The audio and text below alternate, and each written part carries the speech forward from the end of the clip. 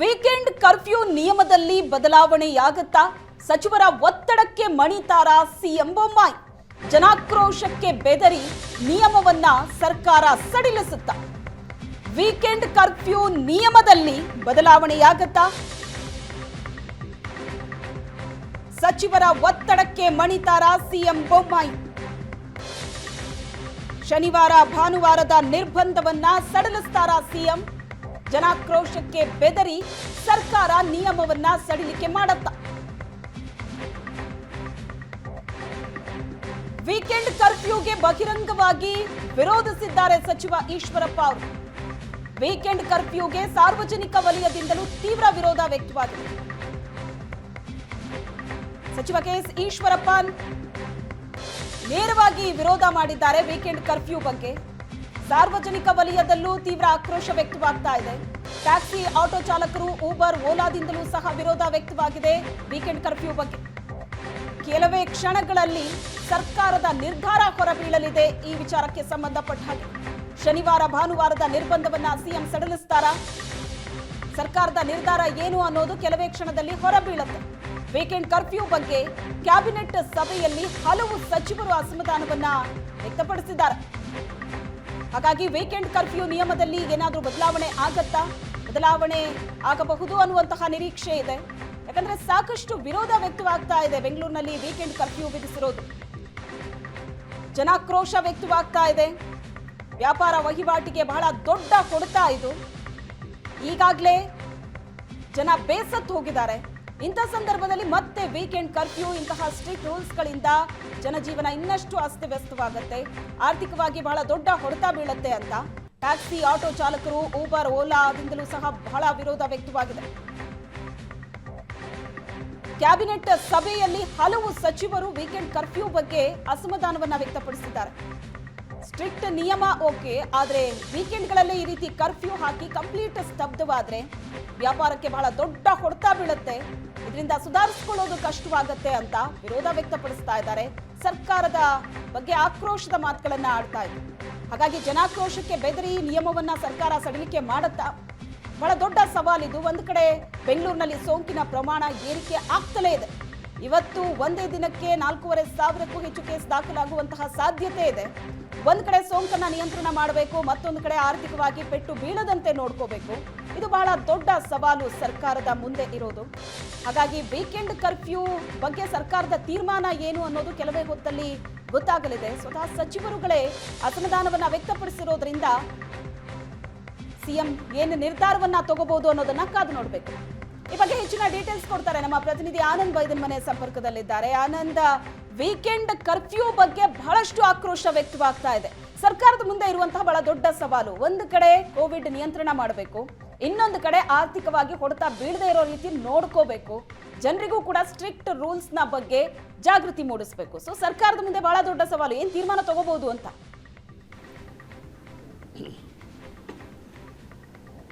ರಾಜ್ಯ ಸರ್ಕಾರ weekend curfew ಸಂಬಂಧಪಟ್ಟಾಗ ಈಗಾಗಲೇ ಘೋಷಣೆ ಮಾಡತಕ್ಕಂಥ ನಿಯಮಗಳು ಸಹಜವಾಗಿ ಉಳಿದ ಜಿಲ್ಲೆಗಳಲ್ಲಿ ಅಂದರೆ ಬೆಂಗಳೂರು ಹೊರತುಪಡಿಸಿದ ಉಳಿದ ಜಿಲ್ಲೆಗಳಲ್ಲಿ ದೊಡ್ಡ ಮಟ್ಟದ ಚರ್ಚೆಗೆ ಕಾರಣವಾಗಿದೆ. ಯಾಕೆಂತಂದರೆ ಬೆಂಗಳೂರಲ್ಲಿ ದೊಡ್ಡ ಸಂಖ್ಯೆಯ ಪ್ರಕರಣಗಳು ಇರುವಂಥ ಕಾರಣಕ್ಕಾಗಿ ಸರ್ಕಾರ ಯಾವುದೇ ನಿರ್ಧಾರ ತೆಗೆದುಕೊಂಡರೂ ಕೂಡ ಅದನ್ನು ಸ್ವಾಗತ ಮಾಡಬೇಕಾದಂಥ ಅನಿವಾರ್ಯ ಸ್ಥಿತಿ ಬೆಂಗಳೂರಿಗಿದೆ. ಆದರೆ ಉಳಿದ ಜಿಲ್ಲೆಗಳಲ್ಲಿ ಅದಕ್ಕೆ ವ್ಯತಿರಿಕ್ತವಾಗಿರ್ತಕ್ಕಂಥ ವಾತಾವರಣ ಇರುವಂಥದ್ದು. ಅಂದರೆ ಪ್ರಕರಣಗಳ ಸಂಖ್ಯೆ ತೀರಾ ಕಡಿಮೆ ಇರುವಂಥ ಕಾರಣಕ್ಕಾಗಿ ಕೆಲ ಸಚಿವರುಗಳು ಕೂಡ ಏಕಾಏಕಿ ಈ ನಿಯಮಗಳನ್ನು ಇಡೀ ರಾಜ್ಯಕ್ಕೆ ಅನ್ವಯ ಮಾಡ್ತಕ್ಕಂಥ ಸೂಕ್ತ ಅಲ್ಲ ಅನ್ನುವಂಥ ಅಭಿಪ್ರಾಯಗಳನ್ನು ವ್ಯಕ್ತಪಡಿಸ್ತಾ ಇದ್ದಾರೆ. ಬಹಳ ಪ್ರಮುಖವಾಗಿ ಕೆಲವು ಜಿಲ್ಲೆಗಳಲ್ಲಿ ವ್ಯಕ್ತವಾಗಿರ್ತಕ್ಕಂಥ ಕೆಳ ಹಂತದ ಅಭಿಪ್ರಾಯಗಳ ಆಧಾರದ ಮೇಲೆ ಇವತ್ತು ನಡೆದಂಥ ಸಚಿವ ಸಂಪುಟ ಸಭೆಯಲ್ಲಿ ಕೆಲ ಸಚಿವರು ಅದಕ್ಕೆ ಆಕ್ಷೇಪವನ್ನು ವ್ಯಕ್ತಪಡಿಸಿದ್ದಾರೆ. ವೀಕೆಂಡ್ ಕರ್ಫ್ಯೂ ಮಾಡೋದ್ರಿಂದ ಸಹಜವಾಗಿಯೇ ಜನಜೀವನಕ್ಕೆ ದೊಡ್ಡ ಮಟ್ಟದ ಹೊಡೆತ ಆಗತ್ತೆ ಅಂತಕ್ಕಂಥ ಅಭಿಪ್ರಾಯಗಳನ್ನು ಹಿರಿಯ ಸಚಿವರು ಅಭಿಪ್ರಾಯವನ್ನು ವ್ಯಕ್ತಪಡಿಸಿದ್ದಾರೆ.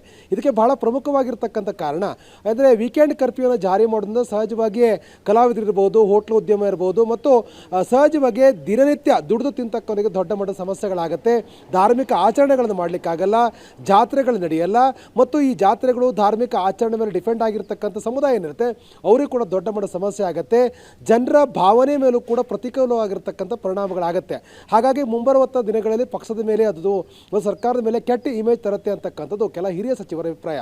ಆ ಕಾರಣಕ್ಕಾಗಿ ತಳಹಂತದಿಂದ ವ್ಯಕ್ತವಾಗಿರ್ತಕ್ಕಂಥ ಅಭಿಪ್ರಾಯಗಳನ್ನು ಇವತ್ತು ಸಂಪುಟ ಸಭೆಯಲ್ಲಿ ಪ್ರಸ್ತಾಪ ಮಾಡುವ ಕೆಲಸವನ್ನು ಹಿರಿಯ ಸಚಿವರುಗಳು ಮಾಡಿದ್ದಾರೆ. ಅಂದರೆ ಬೆಂಗಳೂರಿನಲ್ಲಿ ಪ್ರಕರಣ ಇರುವ ಕಾರಣಕ್ಕಾಗಿ ಕಾರಣಕ್ಕಾಗಿ ವೀಕೆಂಡ್ ಕರ್ಫ್ಯೂ ಜಾರಿ ಮಾಡಿದ್ರಿ. ಆದರೆ ಪ್ರಕರಣಗಳು ಕಡಿಮೆ ಇರತಕ್ಕಂಥ ಜಿಲ್ಲೆಗಳಲ್ಲಿ ಏಕಕಾಲದಲ್ಲಿ ಎಲ್ಲ ಜಿಲ್ಲೆಗಳಿಗೂ ಕೂಡ ಇದೇ ನಿಯಮ ಪಾಲನೆ ಆಗಿದೆ. ಆದರೆ ಸಹಜವಾಗಿ ದೊಡ್ಡ ಮಟ್ಟದ ಸಮಸ್ಯೆಗಳಾಗತ್ತೆ ಅಂತಕ್ಕಂಥದ್ದು ಮತ್ತು ಈ ಸಂಬಂಧಪಟ್ಟಾಗೆ ಜಿಲ್ಲೆಗಳಲ್ಲಿ, ತಾಲೂಕುಗಳಲ್ಲಿ, ಗ್ರಾಮಗಳಲ್ಲಿ ಏನು ಅಭಿಪ್ರಾಯಗಳು ವ್ಯಕ್ತವಾಗಿದ್ದು ಆ ಅಭಿಪ್ರಾಯಗಳನ್ನು ಇವತ್ತು ಸಂಪುಟ ಸಭೆಯಲ್ಲಿ ಪ್ರಸ್ತಾಪವನ್ನು ಕೂಡ ಮಾಡುವ ಪ್ರಯತ್ನಗಳು ಆಗಿದ್ದಾವೆ. ಒಟ್ಟಾರೆ ಈಗಿರ್ತಕ್ಕಂಥ ನಿಯಮಗಳಲ್ಲಿ ಬದಲಾವಣೆ ತರಬೇಕು ಅಂತಕ್ಕಂಥದ್ದು, ಅಂದರೆ ವೀಕೆಂಡ್ ಕರ್ಫ್ಯೂವನ್ನು ಬೆಂಗಳೂರಿಗೆ ಮಾಡಿ ಮತ್ತು ಪ್ರಕರಣಗಳು ಎಲ್ಲಿ ಹೆಚ್ಚಿದಾವೋ ಅಲ್ಲಿ ಅದನ್ನು ಜಾರಿ ಮಾಡಿ, ಬದಲಾಗಿ ಇನ್ನುಳಿದಿರ್ತಕ್ಕಂಥ ಜಿಲ್ಲೆಗಳಲ್ಲಿ ಯಾವುದೇ ರೀತಿಯ ಪ್ರಕರಣಗಳು ಹೆಚ್ಚಿಲ್ಲದೆ ಇರತಕ್ಕಂಥ ಜಿಲ್ಲೆಗಳಿಗೆ ಅನಗತ್ಯವಾಗಿ ಈ ರೀತಿಯಾಗಿರ್ತಕ್ಕ ನಿರ್ಬಂಧಗಳು ಹಾಕುವ ಸೂಕ್ತವಲ್ಲ. ಅಲ್ಲಿ ಜನಜೀವನ ಸರಿಯಾಗಿ ಕೆಲಸ ಮಾಡ್ಕೊಂಡು ಹೋಗಲಿಕ್ಕೆ ಅವರು ಬದುಕಲಿಕ್ಕೆ ಅವಕಾಶ ಮಾಡಿಕೊಡಿ. ಜನಜೀವನದ ಮೇಲೆ ಮಾರಕವಾಗ್ತಕ್ಕಂಥ ಯಾವುದೇ ನಿರ್ಧಾರಗಳನ್ನು ತೆಗೆದುಕೊಳ್ಳೋದು ಸೂಕ್ತ ಅಲ್ಲ. ಇದು ಮುಂಬರುವ ದಿನಗಳಲ್ಲಿ ಸರ್ಕಾರದ ಇಮೇಜ್ಗೆ ಎಲ್ಲ ಒಂದು ಕಡೆ ಧಕ್ಕೆ ಆಗತ್ತೆ. ಆ ಕಾರಣಕ್ಕಾಗಿ ಆರಂಭಿಕವಾಗಿ ಒಂದು ನಿರ್ಧಾರವನ್ನು ತೆಗೆದುಕೊಳ್ಳಬೇಕಾಗಿರ್ತಕ್ಕಂಥ ಅನಿವಾರ್ಯತೆ ಇದೆ ಅನ್ನುವಂಥ ಅಭಿಪ್ರಾಯಗಳನ್ನು ಸಚಿವರುಗಳು ವ್ಯಕ್ತಪಡಿಸಿದ್ದಾರೆ. ಇದು ಸಹಜವಾಗಿ ಒಂದು ಹಂತದಲ್ಲಿ ಸರಿ ಅಂತ ಕಂಡರೂ ಕೂಡ ಯಾವುದೇ ಒಂದು ನಿರ್ಧಾರವನ್ನು ಸರ್ಕಾರ ತೆಗೆದುಕೊಳ್ಳುವಾಗ ಎಲ್ಲ ರೀತಿಯ ಆಯಾಮಗಳನ್ನು ಕೂಡ ಯೋಚನೆ ಮಾಡಿ ನಿರ್ಧಾರವನ್ನು ತೆಗೆದುಕೊಂಡಿರುತ್ತೆ. WHO ಮಾರ್ಗಸೂಚಿಗಳಿರ್ಬೋದು, ಕೇಂದ್ರ ಸರ್ಕಾರದ ಸಲಹೆಗಳಿರ್ಬೋದು, ಜಿಲ್ಲಾಧಿಕಾರಿಗಳು ಕೊಟ್ಟಿರ್ತಕ್ಕಂಥ ವರದಿ ಇರ್ಬೋದು, ಇವೆಲ್ಲದ ಆಧಾರದ ಮೇಲೆ ಸರ್ಕಾರ ಈಗ ವೀಕೆಂಡ್ ಕರ್ಫ್ಯೂವನ್ನು ಇಡೀ ರಾಜ್ಯಕ್ಕೆ ವಿಸ್ತರಣೆ ಮಾಡಿದೆ, ನಿರ್ಧಾರ ತೆಗೆದುಕೊಂಡಾಗಿದೆ. ಮತ್ತು ನೈಟ್ ಕರ್ಫ್ಯೂವನ್ನು ಕಂಟಿನ್ಯೂ ಎಲ್ಲ ರಾಜ್ಯ ಎಲ್ಲ ಭಾಗ ಕೂಡ ಈಗಾಗಲೇ ನೈಟ್ ಕರ್ಫ್ಯೂ ಜಾರಿಯಲ್ಲಿದೆ. ಈ ಜೊತೆಗೆ ಎಲ್ಲ ಒಂದು ಕಡೆ ಈ ರೀತಿಯಾಗಿರುವ ನಿಯಮಗಳನ್ನು ಜಾರಿ ಮಾಡೋದ್ರಿಂದ ಸಹಜವಾಗಿ ಸಂಕ್ರಾಂತಿ ಅವಧಿ ಆಗಿರುವಂಥ ಕಾರಣಕ್ಕಾಗಿ ಜಾತ್ರೆಗಳು ಕೂಡ ನಡೆಸಲಿಕ್ಕೆ ಸಾಧ್ಯ ಆಗ್ತಾ ಇಲ್ಲ. ಉಡುಪಿ ಜಿಲ್ಲೆಯಲ್ಲಿ ಪರ್ಯಾಯವನ್ನು ಕೂಡ ನಡೆಸಲಿಕ್ಕೆ ಸಾಧ್ಯವಾಗದಿರತಕ್ಕಂಥ ಸ್ಥಿತಿ ನಿರ್ಮಾಣವಾಗಿದೆ. ಜೊತೆಗೆ ಸಹಜವಾಗಿಯೇ ಈ ಬಾರಿ ಅಂದರೆ ಕೆಲವು ಧಾರ್ಮಿಕ ಆಚರಣೆಗಳನ್ನು ಕೂಡ ನಿರ್ಬಂಧ ಮಾಡುವ ನಿರ್ಧಾರವನ್ನು ಇವೆಲ್ಲ ಸರ್ಕಾರ ತೆಗೆದುಕೊಂಡಿದೆ. ಕಂದಾಯ ಸಚಿವರು ಬಹಳ ಸ್ಪಷ್ಟವಾಗಿ ಹೇಳಿದ್ದಾರೆ, ಜಾತ್ರೆಗಳಿಗೆ ಅವಕಾಶ ಇಲ್ಲ ಅಂತಕ್ಕಂಥ ಮಾತು ಹೇಳಿದೆ. ಇದು ಸಹಜವಾಗಿ ಒಂದಿಷ್ಟು ಸಡಲಿಕೆ ಮಾಡುವ ಅವಕಾಶದ ಬಗ್ಗೆ ಚರ್ಚೆ ಮಾಡಿ ಅಂತಕ್ಕಂಥ ಸಲಹೆಯನ್ನು ಸಚಿವರು ಕೊಟ್ಟಿದ್ದಾರೆ ಸಂಪುಟ ಸಭೆಯಲ್ಲಿ. ಆನಂದ್ ಹಾಗೆ ಸಂಪರ್ಕದಲ್ಲಿರಿ. ವೀಕೆಂಡ್ ಕರ್ಫ್ಯೂ ಬಗ್ಗೆ ಈಶ್ವರಪ್ಪ ಮತ್ತೆ ಅಪಸ್ವರ ಸಂಪುಟದಲ್ಲಿ ನೇರವಾಗಿ ಪ್ರಶ್ನೆ ಮಾಡಿದ್ದಾರೆ. ಈಶ್ವರಪ್ಪ ವೀಕೆಂಡ್ ಕರ್ಫ್ಯೂ ಬಗ್ಗೆ ಈಶ್ವರಪ್ಪನವರು ಮತ್ತೆ ಅಪಸ್ವರ ಎತ್ತಿದ್ದಾರೆ. ಸಂಪುಟದಲ್ಲಿ ನೇರವಾಗಿ ಪ್ರಶ್ನೆ ಮಾಡಿದ್ದಾರೆ. ಈಶ್ವರಪ್ಪ ಎತ್ತಿದ್ದ ಪ್ರಶ್ನೆಗೆ ಸಿಎಂ ಸಮಜಾಯಿಷಿ ಕೊಟ್ಟಿದ್ದಾರೆ. ಒಂದು ವಾರ ಸುಮ್ಮನಿರಿ, ಮುಂದೆ ನೋಡೋಣ ಅಂತ ಹೇಳಿದ್ದಾರೆ ಸಿಎಂ. ವೀಕೆಂಡ್ ಕರ್ಫ್ಯೂ ಹಾಕದಿದ್ರೆ ಮತ್ತೆ ಸಮಸ್ಯೆ ಹೆಚ್ಚುತ್ತೆ, ಬೆಂಗಳೂರಿಂದ ಬೇರೆ ಜಿಲ್ಲೆಗೆ ತೆರಳೋ ಸಂಖ್ಯೆ ಹೆಚ್ಚುತ್ತೆ. ಒಂದು ವಾರದ ಬಳಿಕ ನೋಡೋಣ ಅಂತ ಹೇಳಿದ್ದಾರೆ ಮುಖ್ಯಮಂತ್ರಿ. ಸಿಎಂ ಮಾತಿಗೆ ಸದ್ಯಕ್ಕೆ ಸುಮ್ಮನಾಗಿದ್ದಾರೆ ಸಚಿವ ಈಶ್ವರಪ್ಪನವರು. ಸದ್ಯಕ್ಕೆ ರೂಲ್ಸ್ ನಲ್ಲಿ ಯಾವುದೇ ಬದಲಾವಣೆ ಆಗಲ್ವಾ? ಹಾಗಾದ್ರೆ ಸಚಿವರುಗಳೇ ಅಪಸ್ವರ ಎತ್ತಿದ್ದಾರೆ ವೀಕೆಂಡ್ ಕರ್ಫ್ಯೂ ಬಗ್ಗೆ. ಸಂಪುಟದಲ್ಲಿ ಈಶ್ವರಪ್ಪ ನೇರವಾಗಿ ಪ್ರಶ್ನೆ ಮಾಡ್ತಾರೆ. ಈಶ್ವರಪ್ಪ ಎತ್ತಿದ್ದ ಪ್ರಶ್ನೆಗೆ ಸಿಎಂ ಸಮಜಾಯಿಷಿ ಕೊಟ್ಟಿದ್ದಾರೆ. ಒಂದು ವಾರ ವೇಟ್ ಮಾಡಿ, ಮುಂದೆ ನೋಡೋಣ ಏನಾಗುತ್ತೆ ಅಂತ. ವೀಕೆಂಡ್ ಕರ್ಫ್ಯೂ ಹಾಕಿಲ್ಲ ಅಂತ ಅಂದ್ರೆ ಸಮಸ್ಯೆ ಇನ್ನೂ ಜಾಸ್ತಿ ಆಗತ್ತೆ. ಬೆಂಗಳೂರಿನಿಂದ ಬೇರೆ ಬೇರೆ ಜಿಲ್ಲೆಗೆ ತೆರಳೋರ ಸಂಖ್ಯೆ ಕೂಡ ಹೆಚ್ಚಾಗತ್ತೆ. ಒಂದು ವಾರದ ನಂತರ ನೋಡೋಣ ಅಂತ ಸಿಎಂ ಕೊಟ್ಟಂತಹ ಸಮಜಾಯಿಷಿಗೆ ಸದ್ಯಕ್ಕೆ ಸುಮ್ಮನಾಗಿದ್ದಾರೆ ಸಚಿವ ಈಶ್ವರಪ್ಪನವರು. ಹಾಗಾದ್ರೆ ಸದ್ಯಕ್ಕೆ ರೂಲ್ಸ್ ನಲ್ಲಿ ಯಾವುದೇ ಬದಲಾವಣೆ ಮಾಡೋದಿಲ್ವಾ ಸರ್ಕಾರ? ಅಥವಾ ಸಚಿವರ ಸಾರ್ವಜನಿಕ ವಲಯದಲ್ಲಿ ವ್ಯಕ್ತವಾಗ್ತಾ ಇರುವಂತಹ ವಿರೋಧಕ್ಕೆ ಮಣಿದು ರೂಲ್ಸ್ ನಲ್ಲಿ ಸಡಿಲಿಕೆಯನ್ನ ಸರ್ಕಾರ ಮಾಡುತ್ತಾ? ಈ ಬಗ್ಗೆ ಹೆಚ್ಚಿನ ಡೀಟೇಲ್ಸ್ ಕೊಡ್ತಾರೆ ನಮ್ಮ ಪ್ರತಿನಿಧಿ ಆನಂದ್ ಬೈದನ್ಮನೆ. ಆನಂದ್, ವೀಕೆಂಡ್ ಕರ್ಫ್ಯೂ ಬಗ್ಗೆ ಸರ್ಕಾರ ಏನ್ ತೀರ್ಮಾನ ತಗೊಳುತ್ತೆ ಅನ್ನೋದು ಬಹಳ ದೊಡ್ಡ ಪ್ರಶ್ನೆ ಇದೆ. ಯಾಕಂದ್ರೆ ಸಚಿವರುಗಳೇ ಇದಕ್ಕೆ ವಿರೋಧವನ್ನ ವ್ಯಕ್ತಪಡಿಸ್ತಾ ಇದ್ದಾರೆ. ಸಾರ್ವಜನಿಕ ವಲಯದಲ್ಲಿ ವಿರೋಧ ವ್ಯಕ್ತವಾಗ್ತಾ ಇದೆ. ಒಂದು ಕಡೆ ಜನರ ಆರೋಗ್ಯ, ಮತ್ತೊಂದು ಕಡೆ ಜನರ ಜೀವನ, ಎರಡನ್ನೂ ಕೂಡ ಕಟ್ಕೊಡ್ಬೇಕಾದಂತ ಪರಿಸ್ಥಿತಿ ಆಗಿರೋದ್ರಿಂದ ಸಡಿಲಿಕೆ ಮಾಡುತ್ತಾ ಸರ್ಕಾರ, ಅಥವಾ ಒಂದು ವಾರ ವೇಟ್ ಮಾಡೋ ತಂತ್ರವನ್ನ ಇಲ್ಲಿ ಅನುಸರಿಸುತ್ತಾ? ಸಂಪುಟ ಸಭೆಯಲ್ಲಿ KS ಈಶ್ವರಪ್ಪನವರು ಕೂಡ ವೀಕೆಂಡ್ ಕರ್ಫ್ಯೂನ ಇಡೀ ರಾಜ್ಯಕ್ಕೆ ಅನ್ವಯ ಮಾಡೋದಕ್ಕೆ ವಿರೋಧವನ್ನು ವ್ಯಕ್ತಪಡಿಸಿದ್ದಾರೆ. ಆದರೆ ಸಂಪುಟ ಸಭೆಯಲ್ಲಿ ಅದಕ್ಕೆ ಸಮಜಾಯಿಷಿ ಕೊಡುವ ಪ್ರಯತ್ನಗಳು ಕೂಡ ಈಗಾಗಲೇ ಆಗಿದ್ದಾವೆ. ಯಾಕೆಂದರೆ ಬೆಂಗಳೂರಲ್ಲಿ ಪ್ರಕರಣಗಳು ಜಾಸ್ತಿ ಇರುವ ಕಾರಣಕ್ಕಾಗಿ ಒಂದೊಮ್ಮೆ ನಾವು ನಿಯಮ ಸಡಿಲಿಕೆ ಮಾಡಿದ್ದೆ ಆದರೆ ಸಹಜವಾಗಿ ಬೆಂಗಳೂರಿನಿಂದ ಜಿಲ್ಲೆಗಳಿಗೆ ಅದು ಹರಡ್ತಕ್ಕಂಥ ಅವಕಾಶಗಳು ಹೆಚ್ಚಿದ್ದಾವೆ. ಎರಡನೇ ಅಲೆಯಲ್ಲೂ ಕೂಡ ಇದೇ ರೀತಿಯಾಗಿರ್ತಕ್ಕಂಥ ಅನುಭವಗಳು ಆಗಿರುವಂಥ ಕಾರಣಕ್ಕಾಗಿ ನಿರ್ದಿಷ್ಟವಾಗಿರುವಂಥ ಮತ್ತು ಕಠಿಣವಾಗಿರೋ ನಿಲುವನ್ನು ಸರ್ಕಾರ ತೆಗೆದುಕೊಂಡಿದೆ. ಒಂದೊಮ್ಮೆ ಬೆಂಗಳೂರಲ್ಲಿ ಈ ರೀತಿಯಾಗಿ ನಿರ್ಧಾರ ತೆಗೆದುಕೊಂಡು ರಾಜ್ಯವೂ ಕೂಡ ಈ ನಿಯಮ ಜಾರಿ ಮಾಡದೇ ಇದ್ದರೆ ಹರಡುವಿಕೆ ಪ್ರಮಾಣ ಜಾಸ್ತಿ ಆಗುವಂಥ ಅಪಾಯ ಇರುವ ಕಾರಣಕ್ಕಾಗಿ ಒಂದು ವಾರ ಸುಮ್ಮನಿರಿ, ಒಂದು ವಾರದಲ್ಲಿ ವಾಸ್ತವಗಳನ್ನು ಅರ್ಥ ಮಾಡಿಕೊಂಡು ಸರ್ಕಾರ ನಿರ್ಧಾರವನ್ನು ತೆಗೆದುಕೊಳ್ಳುತ್ತೆ ಅನ್ನುವಂಥ ಸಮಜಾಯಿಷಿಯನ್ನು ಕೂಡ ಮುಖ್ಯಮಂತ್ರಿ ಬಸವರಾಜ ಬೊಮ್ಮಾಯಿ ಅವರು ಈಶ್ವರಪ್ಪ ಅವರಿಗೆ ಸಮಜಾಯಿಷಿ ಕೊಡೋ ಕೆಲಸವನ್ನು ಕೂಡ ಮಾಡಿದ್ದಾರೆ. ಅಂದರೆ ಏಕಾಏಕಿ ಇಡೀ ರಾಜ್ಯಕ್ಕೆ ಒಂದೇ ನಿಯಮನ ಅನ್ವಯ ಮಾಡೋದ್ರಿಂದ ಆಗ್ತಕ್ಕಂಥ ಪರಿಣಾಮಗಳ ಬಗ್ಗೆ ಸಚಿವ ಸಂಪುಟ ಸಭೆಯಲ್ಲಿ ಪ್ರಸ್ತಾಪ ಮಾಡಿದಾಗ ಅದಕ್ಕೆ ಸಮಜಾಯಿಷಿ ಕೊಡುವ ಕೆಲಸವನ್ನು ಕೂಡ CM ಅವರು ಮಾಡಿದ್ದಾರೆ. ಆದರೆ ಈಗಿರ್ತಕ್ಕಂಥ ಮಾಹಿತಿಯ ಪ್ರಕಾರ, ಲಭ್ಯವಾಗಿರುವಂಥ ಮಾಹಿತಿಯ ಪ್ರಕಾರ ವೀಕೆಂಡ್ ಕರ್ಫ್ಯೂನ ಏನು ತೀರ್ಮಾನ ತೆಗೆದುಕೊಳ್ಳಲಾಗಿದೆ, ಈ ಈಗ ಕರೋನಾ ಬಗ್ಗೆ ಹಲವಾರು ಸಂಘ ಸಂಸ್ಥೆಗಳು ತಮ್ಮ ಅನಿಸಿಕೆಗಳನ್ನು ಬೇಡಿಕೆಗಳನ್ನು ಇಟ್ಟಿದ್ದಾರೆ. ಕ್ಯಾಬಿನೆಟ್ನಲ್ಲಿ ಕೆಲವು ವಿಚಾರಗಳು ಬಂತು, ಎಕ್ಸೈಸ್ ಶಾಪು ಮತ್ತು ಈ ಥರದ್ದೆಲ್ಲ ಬಂತು. ಅದರ ಬಗ್ಗೆ ಇನ್ನೇನು ತೀರ್ಮಾನ ಮಾಡಿಲ್ಲ.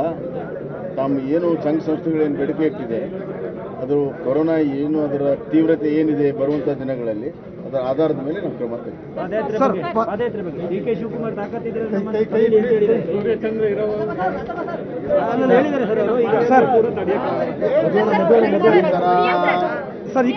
ಚಂದ್ರ ಅನ್ನುವಂಥ ನಾಟಕಗಳ ಡೈಲಾಗ್ಗಳಿಗೆ ಉತ್ತರ ಕೊಡೋ ಅವಶ್ಯಕತೆ ಇಲ್ಲ. ಕಾನೂನು ಎಲ್ಲರಿಗೂ ಒಂದೇ. ನಾನು ಒಂದು ಹೇಳ್ತೀನಿ, ಬಿಡಿ KPCC ಅಧ್ಯಕ್ಷನ ಬಿಡಿ, ನಮ್ಮ ಸ್ನೇಹಿತರು ಬಿಡಿ. ಅಟ್ಲೀಸ್ಟು ಒಬ್ಬ ಮುಖ್ಯಮಂತ್ರಿ ಆಗಿದ್ದರು ಸಿದ್ದರಾಮಣ್ಣ, ಈಗ ಲೀಡರ್ ಆಫ್ ಅಪೋಸಿಷನ್ ಇದ್ದಾರೆ. ಅವರು ಕಾನೂನಿನ ಸುವ್ಯವಸ್ಥೆಯ ಮುಖ್ಯಸ್ಥರಾಗಿದ್ದರು. ಅವ್ರು ಕಾನೂನಿಗೆ ಮತ್ತು ಈಗಿರುವಂಥ ಪರಿಸ್ಥಿತಿಗೆ, ಪ್ಯಾಂಡಮಿಕ್ ಲಾಗೆ ಗೌರವ ಕೊಡ್ತಾರೆ ಅಂತ ನನ್ನ ನಿರೀಕ್ಷೆ ಇದೆ. ಸರ್ ಒಂದೇ ಒಂದು ಲಾಸ್ಟ್ ಸರ್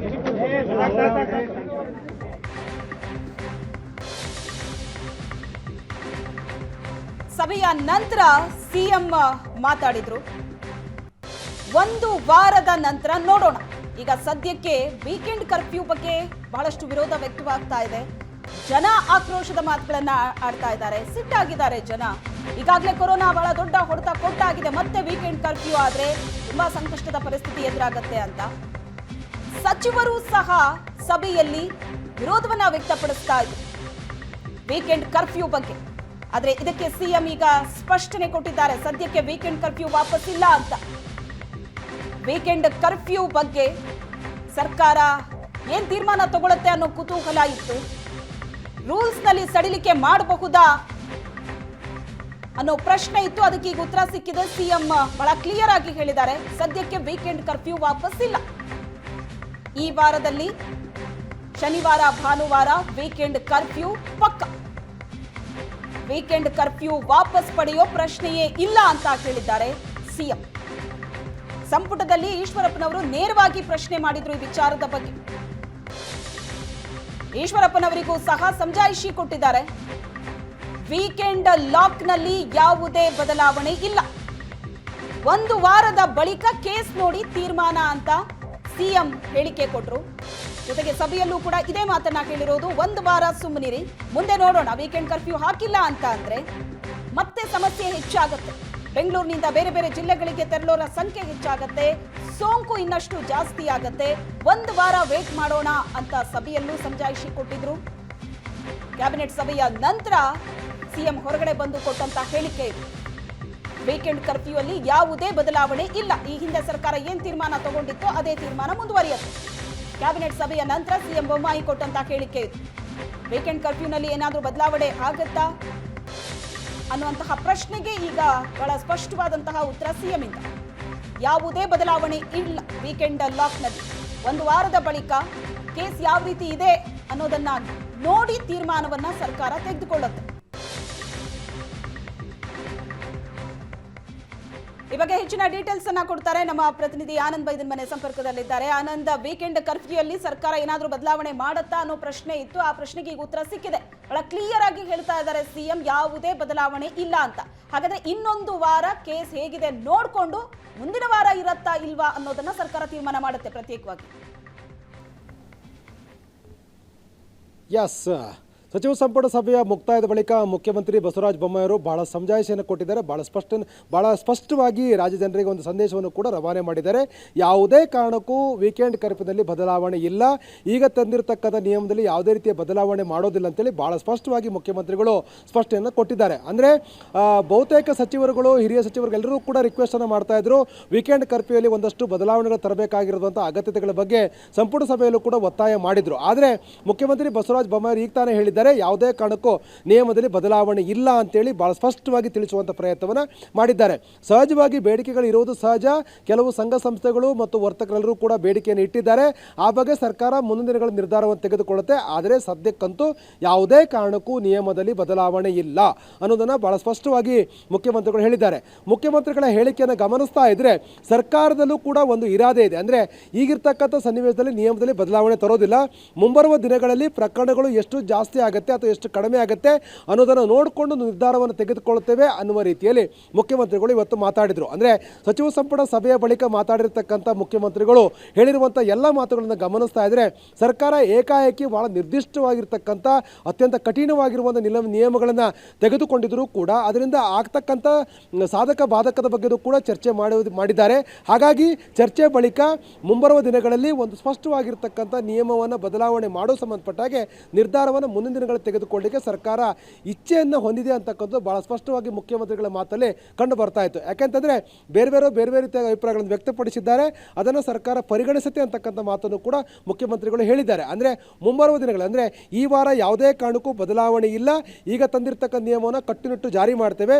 ಮುಂಬರುವ ದಿನಗಳಲ್ಲಿ ಪ್ರಕರಣಗಳನ್ನು ಗಮನಿಸಿಕೊಂಡು ಅಂತಿಮ ನಿರ್ಧಾರವನ್ನು ತೆಗೆದುಕೊಳ್ತೇವೆ ಅಂತಕ್ಕಂಥ ಮಾತನ್ನು ಮುಖ್ಯಮಂತ್ರಿಗಳು ಹೇಳುವ ರೀತಿಯಲ್ಲಿ ಹೇಳಿಕೆಯನ್ನು ಕೊಟ್ಟಿದ್ದಾರೆ. ಅಂದರೆ ಈಗಿರುವಂಥ ಸನ್ನಿವೇಶದಲ್ಲಿ ಸಚಿವರು ಇಟ್ಟಿರ್ತಕ್ಕಂಥ ಬೇಡಿಕೆಗೆ ಪೂರಕವಾಗಿ ನಿಯಮದಲ್ಲಿ ಬದಲಾವಣೆ ತರಬೇಕು ಅಂತಕ್ಕಂಥ ಆಗ್ರಹಕ್ಕೆ ಇವತ್ತಿನ ಸಚಿವ ಸಂಪುಟ ಸಭೆಯಲ್ಲಿ ಯಾವುದೇ ಒಂದು ನಿರ್ಧಾರ ತೆಗೆದುಕೊಳ್ಳಿಕ್ಕೆ ಸಾಧ್ಯವಾಗಿಲ್ಲ. ಸಚಿವರು ಇಟ್ಟಿರ್ತಕ್ಕಂಥ ಬೇಡಿಕೆಗೆ ಮನ್ನಿಸ್ತಕ್ಕಂಥ ಪ್ರಯತ್ನವನ್ನು ಮುಖ್ಯಮಂತ್ರಿಗಳು ಮಾಡಿಲ್ಲ. ಮುಂಬರುವ ದಿನಗಳಲ್ಲಿ ಅಂದರೆ ಪ್ರಕರಣಗಳ ಏರಿಳಿತಗಳನ್ನು ಗಮನಿಸಿ ಒಂದು ನಿರ್ಧಾರ ತೆಗೆದುಕೊಳ್ಳಿ ಸರ್ಕಾರ ಹೊರಟಿದೆ. Shweta, thank you Anand.